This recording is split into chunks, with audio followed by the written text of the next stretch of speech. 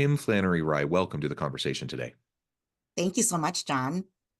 It is a pleasure to be with you. You're joining us from the Seattle area. I'm south of Salt Lake City in Utah.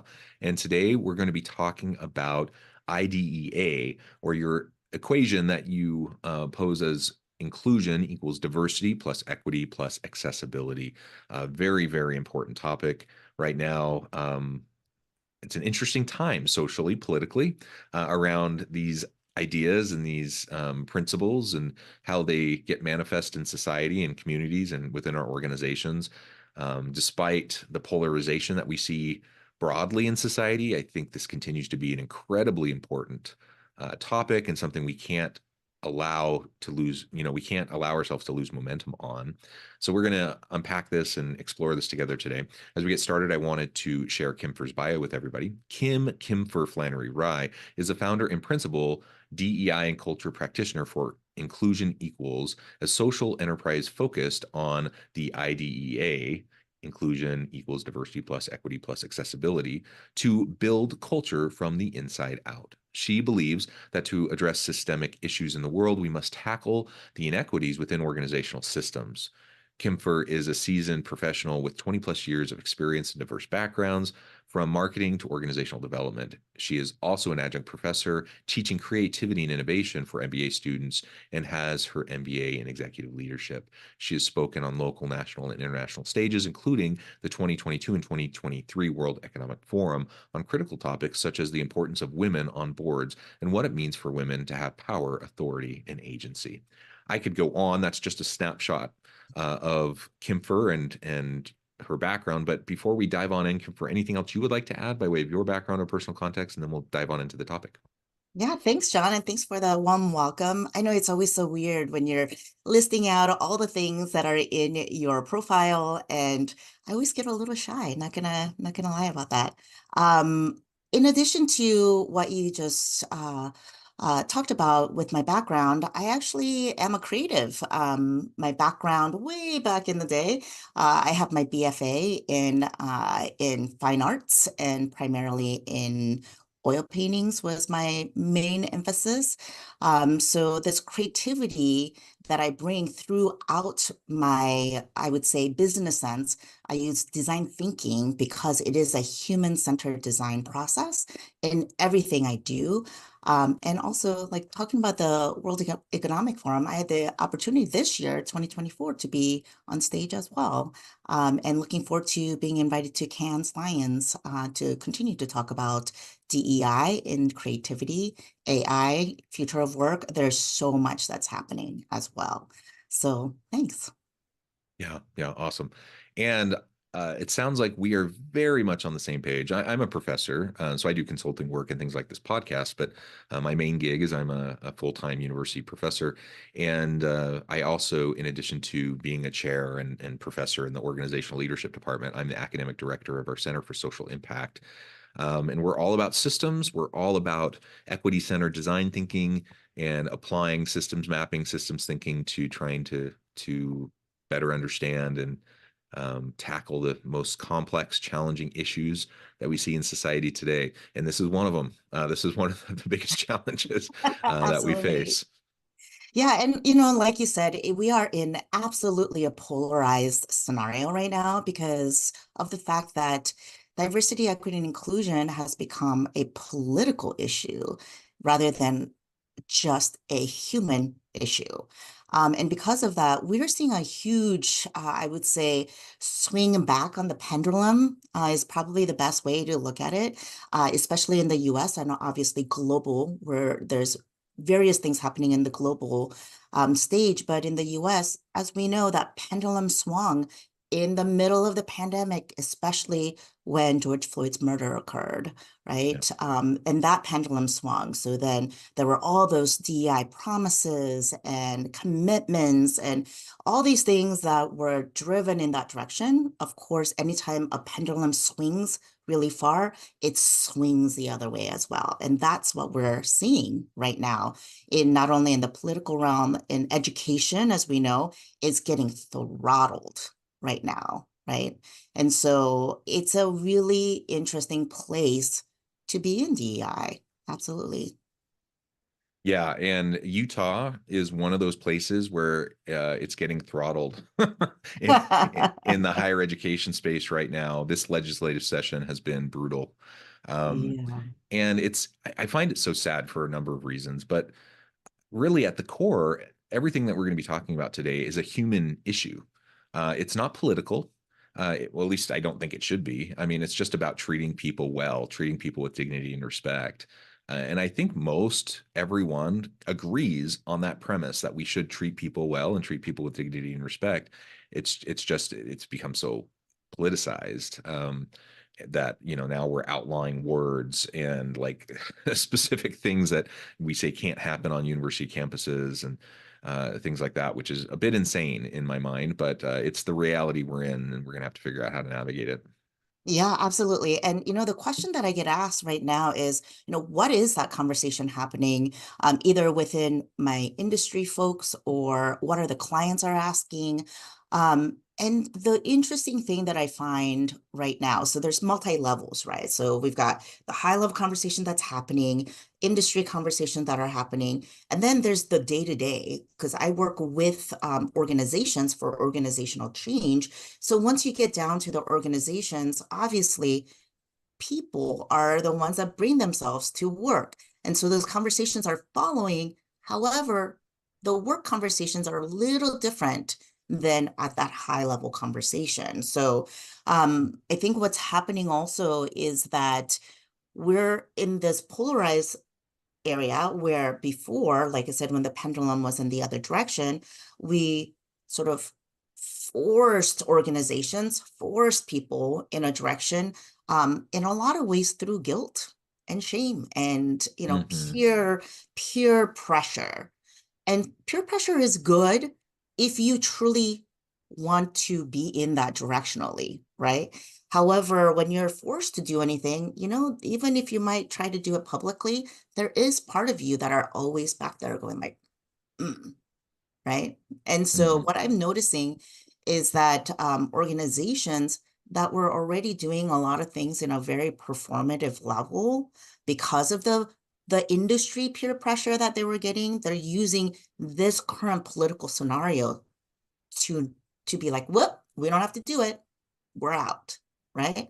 While the organizations that were already committed, they just didn't know how to do it, are saying like, you know what, we're going to double down. We're going to fight any kind of legislation that's coming at us, right? There's a lot of cease and desist letters that are coming out now for all Hmm. kinds of things across the industries, right? And so that's been really fascinating to watch, to say who are the organizations that are saying, yes, we've got the stockholder values that we have to think about. What about the stakeholders and our contingent, our our customers or our clients or whoever it might be that are part of this ecosystem that they're in, and trying to make decisions that way, right? And so it's a it's a really strange time to be in, but I'm also, these are the times when you have to show up. You have to Yeah. show up and sort of like your trueness kind of shows up even further, I think. Yeah, I think so. And it is one of my frustrations in Utah right now because of the political landscape. Um, in my personal background, my personal beliefs and values and biases, even around the DEI space and how important it is.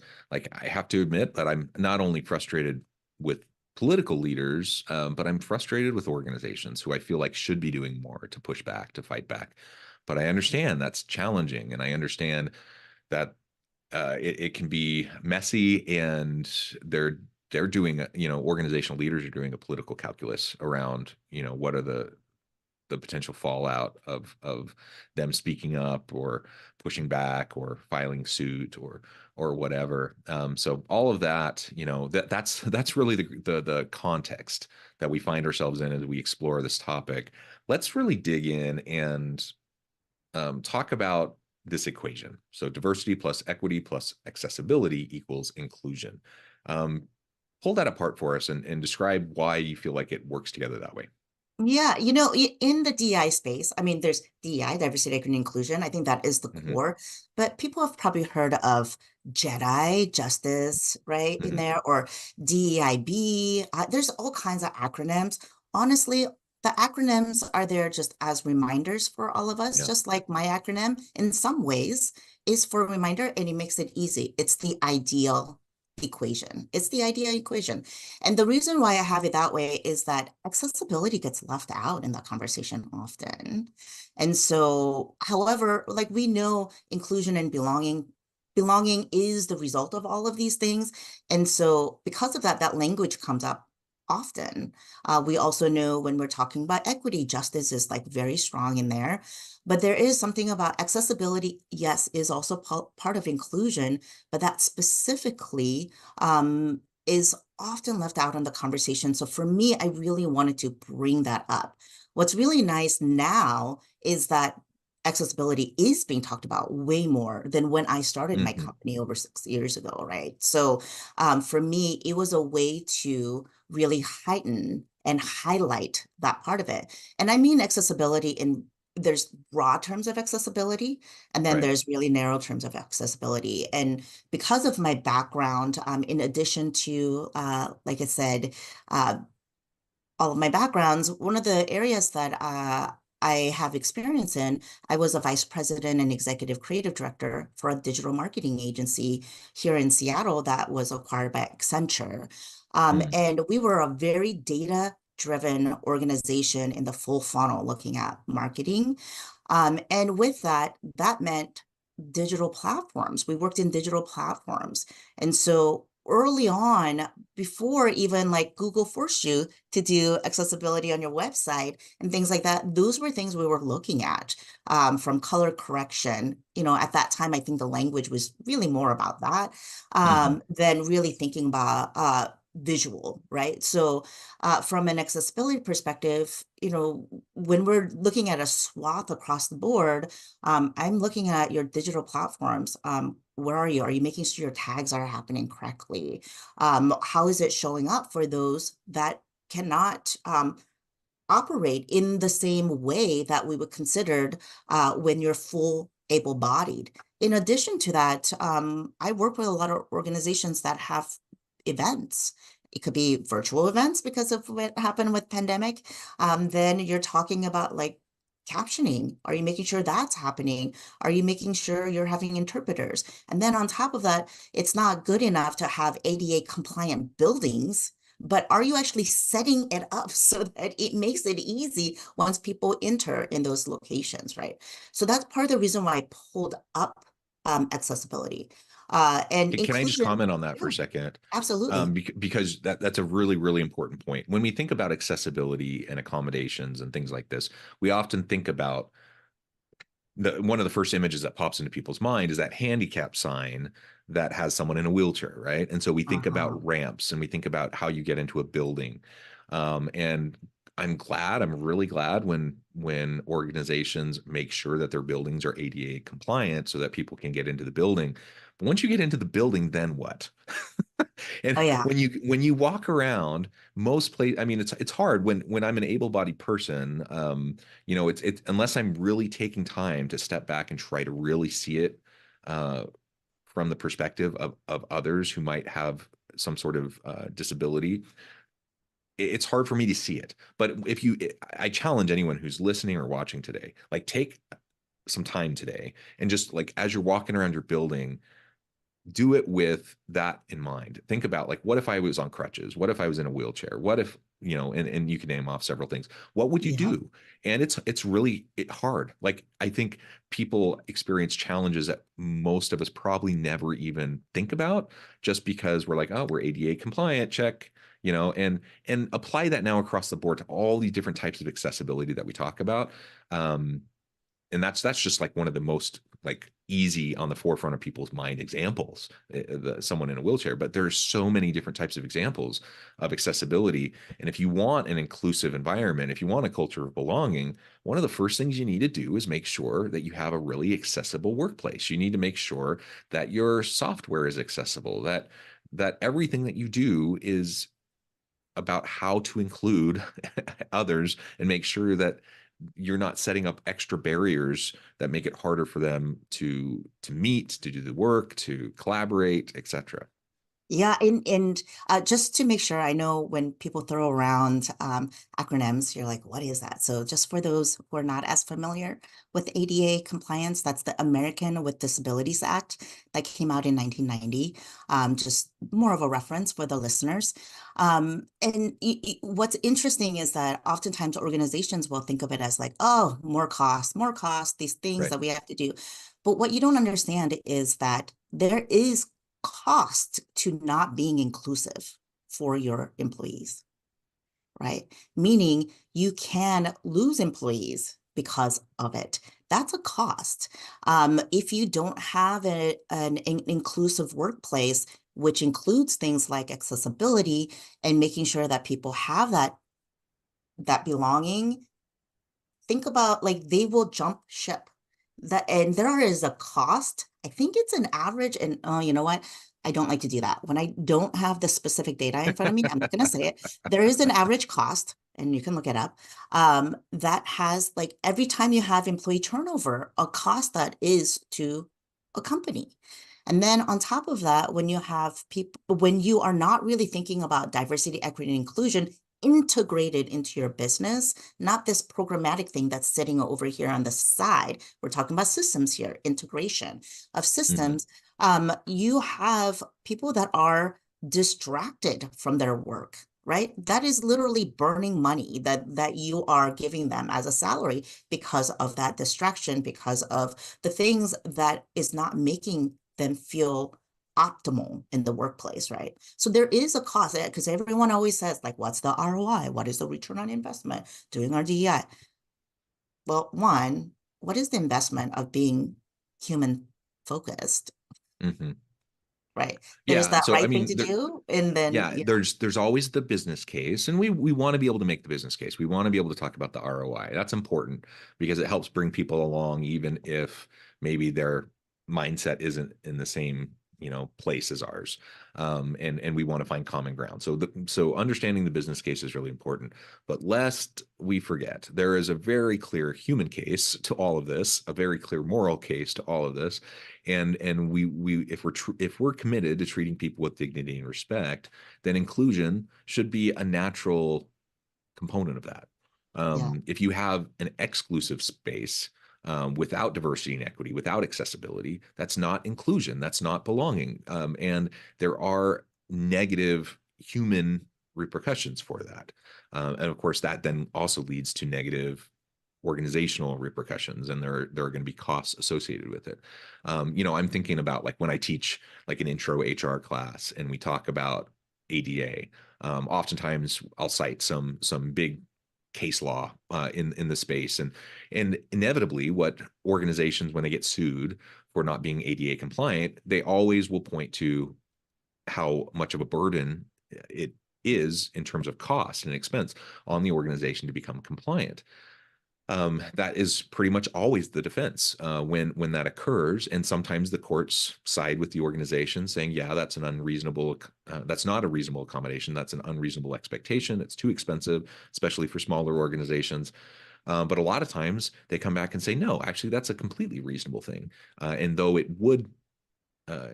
does represent some cost to the organization up front, you also then have to look at what are the long-term benefits of this. And one, it's a classic one. It's a case from probably 20 years ago, but there's a case with Greyhound bus line. You may be familiar with this, and essentially there was a class action suit against Greyhound because they had height requirements mm, for bus drivers, and that seems reasonable. You got to be able to sit on the seat. You got to be able to reach the pedals. It's a safety thing. It's just you have physical requirements for firefighters and for pilots and for things like that. They think, okay, we'll have a height requirement for bus drivers.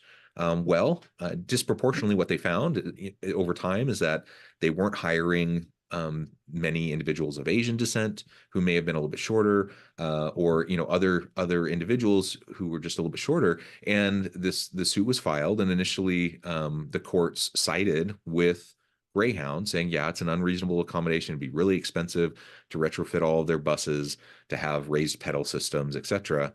It got appealed and eventually got overturned. And eventually, Greyhound was required to change the hiring policy. It was required to install, a raised pedal system in the buses, because the reality is anyone who's shorter still can drive a bus just fine. It's just a matter of whether or not they can reach the pedals. And so ultimately, again, it's something that in the long run, in the short run, it might have felt burdensome on Greyhound. In the long run, it opened up their talent pool. Now they could hire a much wider range of individual. They're going to have less turnover issues like you highlighted. There's a whole range of things that can and did benefit Greyhound in the long run. And so, it, not to mention just like you could avoid court costs and other things like that if you avoid those types of lawsuits. So let's be proactive about that. Let's take a step back and really look at what are some of the things that may seem completely reasonable to us. It may seem like it's a completely reasonable argument for why we don't do something that's more inclusive, something that provides more accessibility. But take a step back and think about what could this really mean for you, your organization as a brand, your organizational culture, how you attract and retain good talent, all of those issues on top of hopefully, just the human case and the moral case of it all. And I think you'll find that usually it's going to be much better for you as an organization. It's going to be much better for your people. Yeah, it's always amazing. People find money when they have to, right? When there's litigation, when all of that, but they didn't have the budget to do it from the front side, right? So it's when it's forced, they will find it, obviously. So why not make sure that DEI is an integrated part of your budget process? What's fascinating also around DEI, like I said, oftentimes people think of it as a separated thing. It's this thing that sits over here. It's a program, it's a training, right? And the way that I approach DEI, and part of the reason why I talk about that in that equation of the ideal equation, is because I'm talking about culture. And as we know, I think this is a quote that we all know. Culture eats strategy for breakfast. Yeah. Right.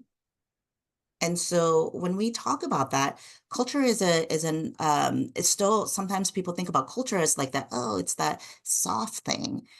But what I'm talking about culture is that within culture, there's 3 different areas, right, to make culture happen. There's your brand, which is not just external. Your brand is where your vision, mission, your values are defined, right? That's part of setting up your culture. That's the defining of your culture.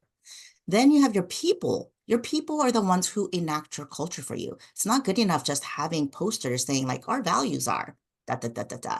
If you don't have the third thing, which is the policies and procedures in which that supports all the things that you're trying to define within your brand to make it happen so that the people can enact it. So those 3, everyone loves a good Venn diagram. That's my Venn diagram. Those are the 3 areas when I go into organizations to look at their business effectiveness.